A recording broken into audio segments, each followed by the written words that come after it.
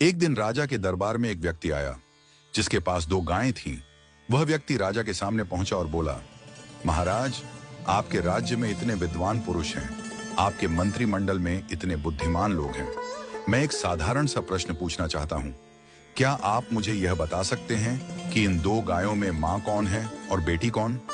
राजा ने दोनों गायों का ध्यानपूर्वक निरीक्षण किया। उसने देखा कि दोनों गायें बिल्कुल एक जैसी थीं।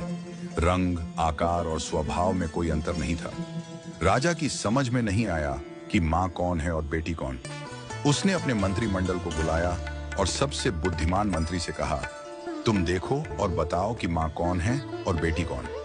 मंत्री ने भी बड़ी बारीकी से दोनों गायों का निरीक्षण किया, लेकिन वह भी उत्तर नहीं दे पाया। धीरे धीरे मंत्रिमंडल के सभी सदस्यों ने कोशिश की, लेकिन कोई भी इस साधारण प्रश्न का उत्तर नहीं दे पाया। राजा को बहुत अफसोस हुआ कि उसके मंत्रिमंडल में एक भी व्यक्ति इतना बुद्धिमान नहीं है जो यह बता सके कि मां कौन है और बेटी कौन। जब सबसे बुद्धिमान मंत्री अपने घर पहुंचा तो वह बहुत चिंतित था। उसकी पत्नी ने पूछा, आज आप इतने परेशान क्यों हैं? क्या हुआ?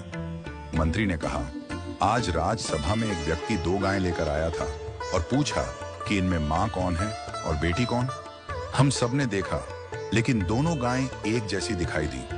कोई भी यह साधारण सा उत्तर नहीं दे पाया।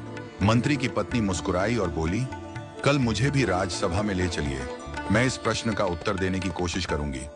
अगले दिन जब राजसभा पुनः लगी, मंत्री ने राजा से अपनी पत्नी को सभा में लाने की अनुमति मांगी।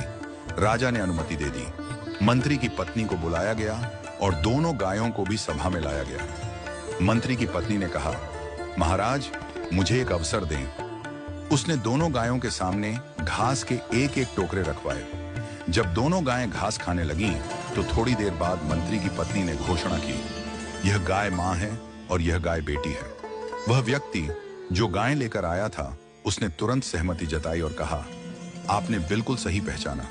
राजा ने आश्चर्य से पूछा, तुम्हें कैसे पता चला कि मां कौन है और बेटी कौन?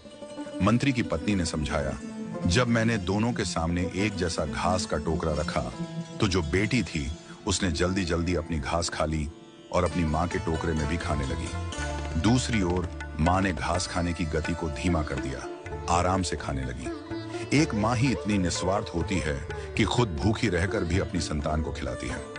इस कहानी का संदेश बहुत गहरा है। जैसे एक मां निस्वार्थ प्रेम करती है और अपनी संतान की भलाई के लिए खुद को त्याग देती है, वैसे ही ईश्वर भी हमें बिना किसी अपेक्षा के सब कुछ देता है। हम सब ईश्वर की संतान हैं और उसने हमें यह सुंदर सृष्टि निस्वार्थ प्रेम से दी है।